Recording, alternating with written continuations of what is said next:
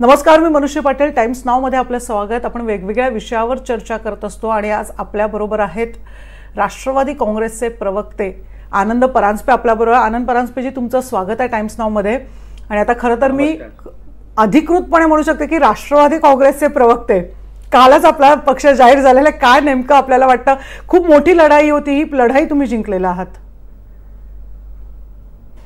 2 जुलैला माननीय अजितदादा पवार साहेबांनी एक वेगळी राजकीय भूमिका घेतल्यानंतर या लढाईला सुरुवात झाली आणि अगदी सभापती, विधानसभेचे अध्यक्ष राहुल नार्वेकर यांच्यापासून ते इलेक्शन कमिशन ऑफ इंडिया पर्यंत ही लढाई झाली. आमच्या बाजूनी ज्येष्ठ विधितज्ञांनी आमची बाजू मांडली, त्यांच्या बाजूनी त्यांच्या विधितज्ञांनी त्यांची बाजू मांडली आणि 3-4 महिने अनेक तारखा पडून निवडणूक आयोगाने हिअरिंग घेऊन शेवटचं हिअरिंग ते 8 डिसेंबरला झालं आणि क्लोज फॉर ऑर्डर झाल्यानंतर 6 फेब्रुवारी 2024ला राष्ट्रवादी काँग्रेस पक्ष आणि त्याचं चिन्ह घड्याळ हे आमचे राष्ट्रीय अध्यक्ष, राज्याचे लाडके उपमुख्यमंत्री माननीय अजितदादा पवार यांना मिळालं. याचा आम्हाला कार्यकर्त्यांना सर्वाधिक झाला. निश्चितच. आपण आता काल जर आपण बघितलं की शरद पवार यांच्या गटाला खरं तर म्हणू शकतो आता ते दुसरं नाव मिळालंय राष्ट्रवादी काँग्रेस शरदचंद्र पवार. पण ह्या नावाबद्दल सुद्धा ह्या राष्ट्रवादीकडनं काही आक्षेप घेण्यात आलेले आहेत. काय नेमकं तुमचं म्हणणं आहे याबद्दल? त्यांना इलेक्शन कमिशननी 7 तारखेला दुपारी 4 वाजेस्तोवर आपण 3 नावं सुचवावी अशा प्रकारचं त्या ऑर्डरमध्ये होतं शेवटच्या पॅरामध्ये. आणि त्यांनी ती जी 3 नावं सुचवली त्याच्यात नाव इलेक्शन कमिशनने त्याला मान्यता दिली. त्याबद्दल आम्ही काही आक्षेप घेणार नाही. पण प्रफुल्ल पटेल तुमच्याच पक्षाचे जे आता नेते आहेत त्या प्रफुल्ल पटेल यांनी म्हटलेलं आहे की 27 तारखेपर्यंत ही नावं कायम, म्हणजे राष्ट्रवादी काँग्रेस पक्ष शरदचंद्र पवार हे नाव कायमस्वरूपी राहणार नाही असं सुद्धा आता म्हटलं जाते. कारण प्रफुल्ल पटेल तसं स्पष्ट केलंय की 27 तारखेपर्यंतच कदाचित हे नाव असू शकेल. का मुळात मग हा आक्षेप आहे? नाही, जी ऑर्डर आहे त्या ऑर्डर मध्ये स्पष्ट म्हटलेलं आहे. कारण आज 8 फेब्रुवारीला राज्यसभेच्या निवडणुकीचं नोटिफिकेशन निघालंय आणि म्हणून काल दुपारी 4 वाजेस्तोवर 3 नावं त्यांनी द्यायची होती. त्याच्यातलं एक नाव त्यांना इलेक्शन कमिशननी मान्यता तात्पुरती दिलेली आहे आणि 27 तारखेनंतर पुन्हा त्यांना नावासाठी अप्लाय करायचंय आणि चिन्हासाठी अप्लाय करायचंय. राज्यसभेच्या निवडणुकीला चिन्ह लागत नाही म्हणून चिन्हाचा देखील निर्णय इलेक्शन कमिशननी त्यांना त्यांच्याबद्दलचा घेतलेला नाही. तर चिन्हाचा निर्णय घेतलेला आहे. एकीकडे राष्ट्रवादी काँग्रेस आणि एकीकडे राष्ट्रवादी शरदचंद्र पवार काँग्रेस अशी एक काँग्रेस आहे. शरद पवार यांनीच हा पक्ष काढला, हा पक्ष वाढवला म्हटला जातो. त्यामुळे आता जे काही रोहित पवार म्हणतात की त्यांच्याकडे जरी नाव असेल तर आमच्याकडे शरद पवार आहेत, याकडे नेमकं तुम्ही कसं बघता? राष्ट्रवादी काँग्रेस पार्टीचा जन्म आदरणीय शरदचंद्रजी पवार साहेबांनी केला याच्याबद्दल दुमत असण्याचं काही कारणच नाही. पण 99 नंतर सातत्याने माननीय अजितदादा पवार साहेब असतील, माननीय प्रफुल्लभाई पटेल असतील, माननीय सुनीलजी तटकरे असतील, छगन भुजबळ साहेब असतील, अनेक नेते दुसऱ्या फळीतले जे होते त्यांनी अहोरात्र मेहनत करून महाराष्ट्रातल्या कानाकोपऱ्यामध्ये हा पक्ष वाढण्यासाठी सगळ्यांनी जीवाचं रान केलं. 15 वर्ष पक्ष सत्तेमध्ये राहिला. त्यानंतर पुन्हा 2019ला सत्तेमध्ये आला आणि त्यामुळे पवार साहेबांनी पक्षाची स्थापना केली याच्याबद्दल आर्ग्युमेंट असायचं काही कारण नाही. पण ह्या नेत्यांचं देखील तेवढंच योगदान पक्ष बांधणीमध्ये आणि पक्ष घराघरापर्यंत पोहोचवण्यामध्ये होतं. योगदान होतं, अर्थातच सगळ्या नेत्यांचा वाटा आहे. पण शरद पवार यांनी हा पक्ष स्थापन केलेला आहे. त्यामुळे असंही म्हटलं जातं निवडणूक आयोगाचा निर्णय कुठेतरी बायस्ड आहे. म्हणजे एकीकडे शरद पवार ज्या माणसाने हा पक्ष स्थापन केला त्यांना डावलून तो पक्ष दुसऱ्यांना थेट देण्यात आला. निवडणूक आयोग कुठेतरी पक्षपातीपणा करते हा वारंवार आरोप केला जातो. जे शिवसेनेच्या बाबतीत केलं तेच राष्ट्रवादीच्या बाबतीत केलं, असे आता थेट आरोप व्हायला लागलेत.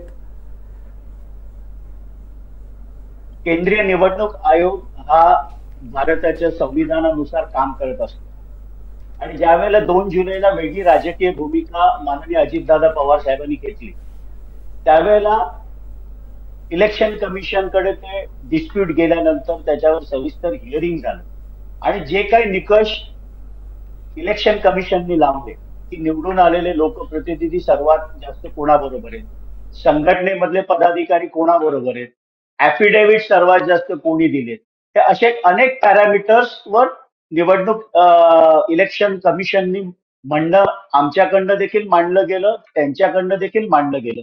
दोघांनाही ती संधी होती आपापले दावे प्रतिदावे करण्याची आणि त्याच्यातनं ज्याची बाजू खरी त्या निकषांवर निवडणूक आयोगाने तो निर्णय घेतलेला आहे.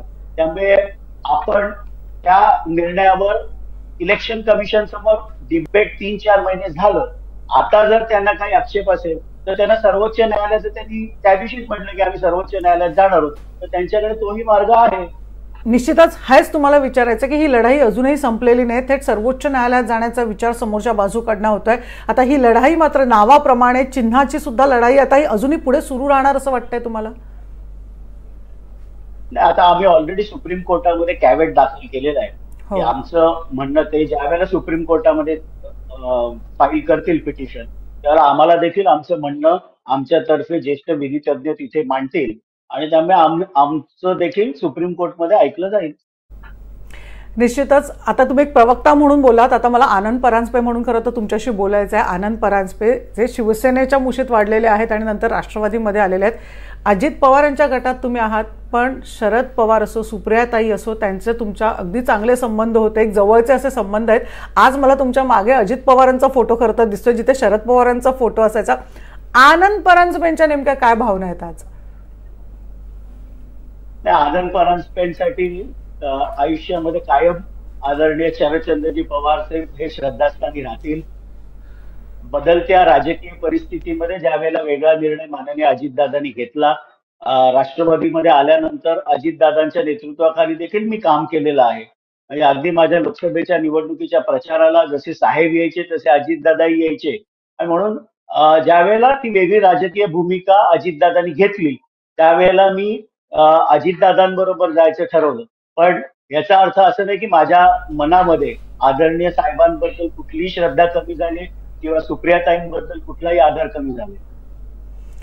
निश्चितच आपण म्हणू शकतो ही लढाई वेगळी लढाई आहे. एकीकडे आपण बघतो अस्तित्वाची सुद्धा लढाई असते. म्हणूनच विचारायचं एकीकडे जितेंद्र आव्हाड सातत्यानं अजित पवारांवर वार करताना दिसतात आणि आनंद पवार हे वार झेलताना दिसतात किंवा त्याला प्रत्युत्तर करताना आपल्याला बघायला मिळतात.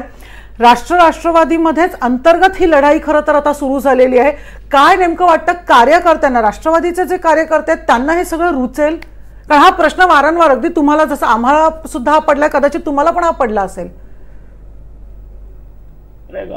डॉक्टर जितेंद्र आव्हाड यांनी जरूर टीका करावी, राजकीय टीका करावी, वैचारिक टीका करावी, पण ते एकेरीत उल्लेख करून जे शब्द कुठल्याही लोकप्रतिनिधी वापरले नाही पाहिजेत अशा शब्दांचा ते प्रयोग करतात. आणि म्हणून आज सकाळी देखील मी चॅनलला एका बाईट देताना सांगितलं की त्यांनी जर मर्यादा सोडून ते वागले तर आम्ही देखील त्यांना तसं उत्तर देऊ. नाही, पण मुळात हाच प्रश्न विचारायचा. एकेकाळी जितेंद्र आव्हाडांबरोबर असणारे आनंद परांजपे सुद्धा किंवा राष्ट्रवादी एकत्र असणारे आनंद परांजपे आज आता हे एकमेकांच्या समोर उभे ठाकलेत. कार्यकर्त्यांना कितपत रुचेल राष्ट्रवादीच्या? काय नेमकं तुमचं विचार आहेत? कारण अगदी फक्त मला वाटतं ठाण्यातच नाही तर संपूर्ण राज्यातच ही परिस्थिती निर्माण झाली आहे. हा विचार तुम्ही कधी केला किंवा कार्यकर्त्यांना आता सामोरं जाताना तुम्ही कसे सामोरे जाणार आहात? ज्या वेळेला अजितदादांनी वेगळा निर्णय घेतला त्यावेळेला कार्यकर्त्यांनी आपला निर्णय केला होता. आता मी माझं स्वतःचं उदाहरण देतो की मी स्वतः राजकीय निर्णय, मानसिक निर्णय हा घेतला होता की आपल्याला अजितदादांबरोबर जायचंय आणि त्यामुळे जशी न्यायपालिकेमध्ये लढाई सुरू होती किंवा जशी लेजिस्लेटिव्ह मध्ये सुरू होती तशी 2 जुलै नंतर ती लढाई फील्डवर देखील सुरू झाली होती आणि ती चालत राहील. कार्यकर्ते देखील दोन्ही बाजूचे त्याच्यासाठी प्रिपेअर्ड असतील. निश्चितच अगदी आपण बघू तर शिवसेनेकडे एकीकडे असे तट पडलेले बघायला मिळाले, राष्ट्रवादीत हे तट पडलेले आपल्याला बघायला मिळतात. जर आपण विचार केला आता येणाऱ्या लोकसभा निवडणुकीचा जर विचार केला तर आम्हाला आनंद परांजपे लोकसभा निवडणुकीला उभे राहिलेले दिसणार का पुन्हा एकदा? त्याबद्दलचा निर्णय हा महायुतीमध्ये होईल. आता मला जी जबाबदारी दिलेली आहे की तिन्ही पक्षांकडनं ठाणे जिल्ह्यासाठी मला पक्षाने नेमलेलं आहे. 3 लोकसभा सीट्स आहेत आणि माझी प्राथमिकता हीच राहील की ठाणे लोकसभा असेल, कल्याण लोकसभा असेल, भिवंडी लोकसभा असेल या तिन्ही लोकसभांमधनं महायुतीचा उमेदवार हा मोठ्या मताधिक्याने जिंकला पाहिजे, ही जबाबदारी आता तरी मला पक्षाने दिलेली आहे. पक्ष जो काही आदेश देईल, जी काही जबाबदारी देईल, ते आनंद परांजपे कार्यकर्ता म्हणून कायम पेलायला समर्थ आहे. आनंदजी, तुमचा सगळा जो परिसर आहे, ठाणा सगळा परिसर आहे, एकीकडे आपण बघतो एकनाथ शिंदे आहेत आणि आता जे वारंवार जे आरोप केले जात आहेत, आपण बघतो विरोधकांकडनं असो किंवा इंटरनल आरोप केले जातात, एकीकडे ठाण्यामध्ये मोठ्या प्रमाणात गुंडाराज वाढलेला आहे. रोज रोज एक नवीन गुंड कुठेतरी पक्षात प्रवेश करतो आहे. आनंद परांजपे यांची जर पर्सनॅलिटी आणि त्यांचं जर प्रकृती बघितलं तर हे त्यांना पटतंय का? मुळात ठाण्यामध्ये जे दिवसेंदिवस अशा प्रकारे गुंडाराज वाढतोय किंवा एकीकडे गुंडाराज अनेक गुंडांचा पक्षामध्ये प्रवेश सुद्धा केला जातोय, हा जो आरोप सुद्धा होतोय. माझं स्पष्ट मत आहे की कुठलाही अँटी सोशल एलिमेंट असेल, राजकारण्यांनी ती प्रिकॉशन घेतली पाहिजे की अशा प्रवृत्तीला आपल्या जवळ येऊन द्यायचं की नाही. त्यामुळे हा प्रत्येकाचा कॉन्शियस कॉल आहे की मी राजकारणामध्ये स्वच्छ स्वतः राहीन. अर्थातच हे होते आनंद परांजपे आपल्या बरोबर होते. सगळ्यांनाच उत्सुकता आहे आता राष्ट्रवादी काँग्रेस म्हणजे शरद पवारांच्या विरोधात जाऊन आता थेट अजित पवारच्या गोटात सामील झालेले आनंद परांजपे आहेत. एकीकडे लोकसभा निवडणुकीची सुद्धा तयारी करताना ते दिसत आहेत, मात्र दुसरीकडे आपण बघतो अजित पवार गटाचे प्रवक्ते म्हणून बाजू सांभाळताना आपल्याला बघायला मिळतात. वेगवेगळे खरं तर प्रश्न आहेत, कार्यकर्त्यांच्या मनात अनेक संभ्रमात आहे. हे सगळे संभ्रम नेमके कशा प्रकारे दूर होणार हे बघणं आता महत्त्वाचं ठरणार आहे. आपण इथेच थांबूया, मात्र अशाच वेगवेगळ्या नेत्यांची चर्चा आपण अशीच करत राहणार आहोत. पाहत राहा timesnowmarathi.com. त्याचबरोबर सबस्क्राईब करायला आणि बेल आयकॉन प्रेस करायला विसरू नका. पाहत राहा timesnowmarathi.com.